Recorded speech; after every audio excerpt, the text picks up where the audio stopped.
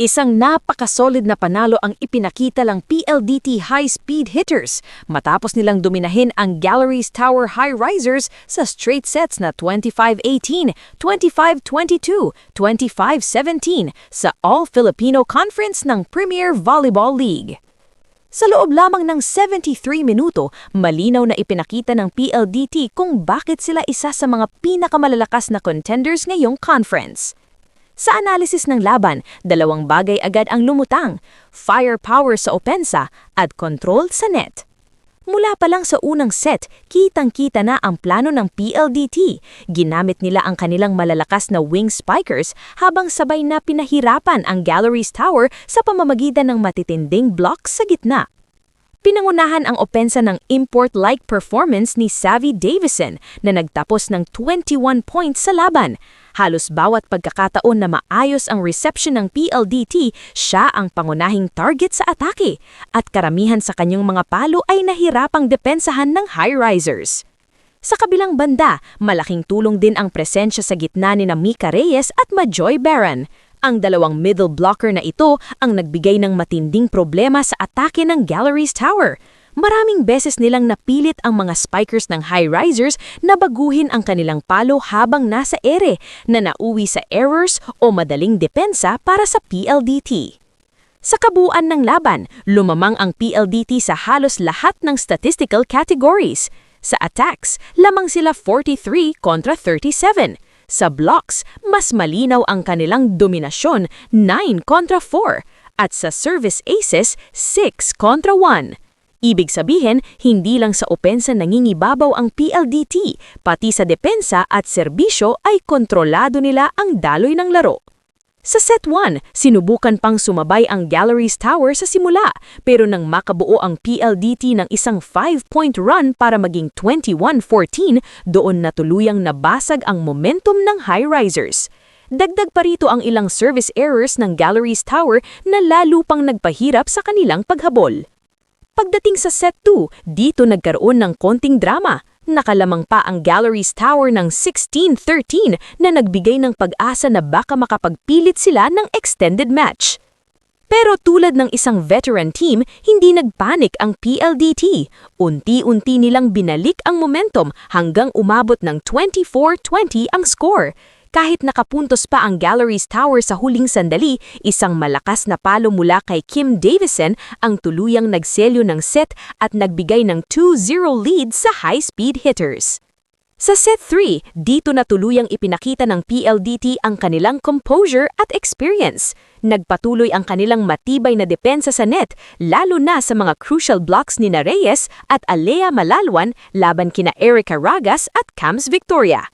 Pagdating sa match point, isang broken play ang sinamantala ni Kim D upang tuluyang tapusin ang laban.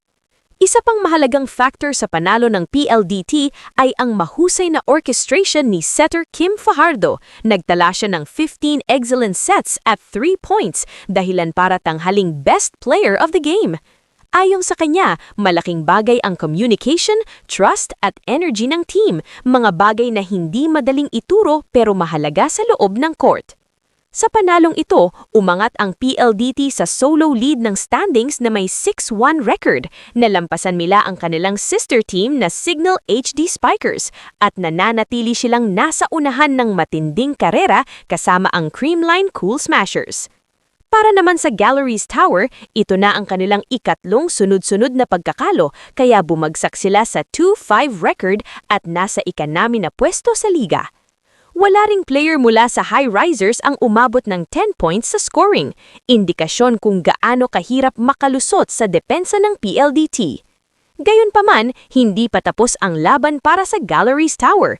May pagkakataon pa silang makapasok sa semifinals pamamagitan ng play-in stage kung saan magsasagupa ang mga teams na nasa rank 5 hanggang 10 pagkatapos ng preliminaries. Samantala, mas lalo pang titindi ang hamon para sa PLDT dahil haharapin nila ang isa pang malakas na contender na Choco Mucho Flying Titans sa kanilang susunod na laban.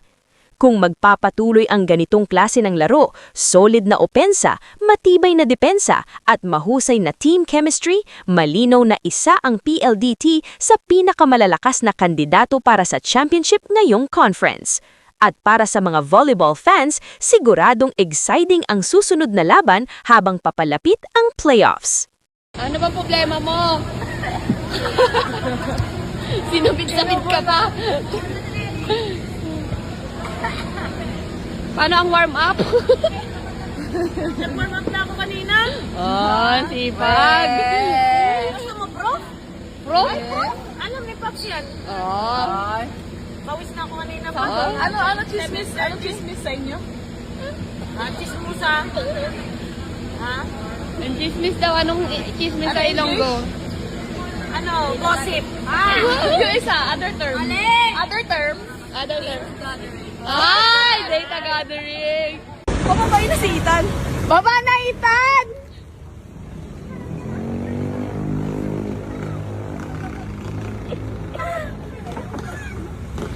Parang may kumakatok. May naiwan ba? May naiwan? Parang may kumakatok dyan. Parang may kumakatok. Wait lang, may kumakatok. Aso lang yan, aso! Ay, aso? Aso, dito yan. Ah, dyan lang yun. May pagkain ka naman dyan, ah!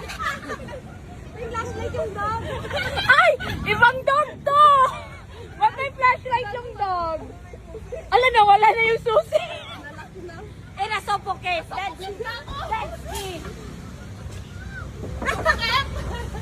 Pawis na, pawis na. Oy! Mali ka na naman. Ano yung pawis na pawis? It's English. I'm wet. Hindi mo naman sinabing may ka-date ka. Hindi mo man lang pinakilala sa amin ni Tita Dors. Pasensya na, hindi din kami magkaintindihan. Ang sarap. Yummy! Oh, hi kayo dyan. Hi kayo sa vlog ko. Hi vlog! Hi vlog! Yummy!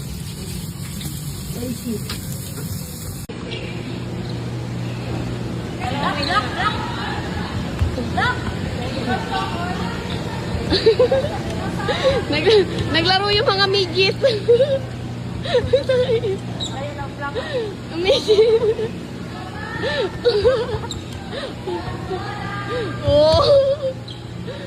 Oh, perfect na. Tama na. Yan. Lams!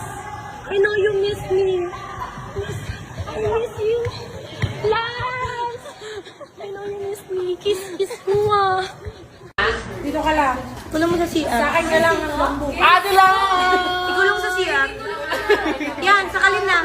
Edjo! Patayin ko na. Serving.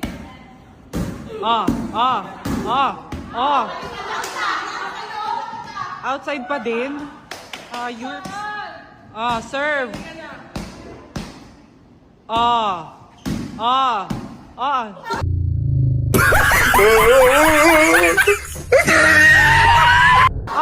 Ay, dari, bablock pa siya!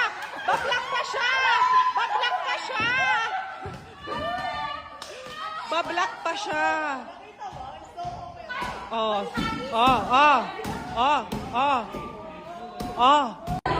Paano?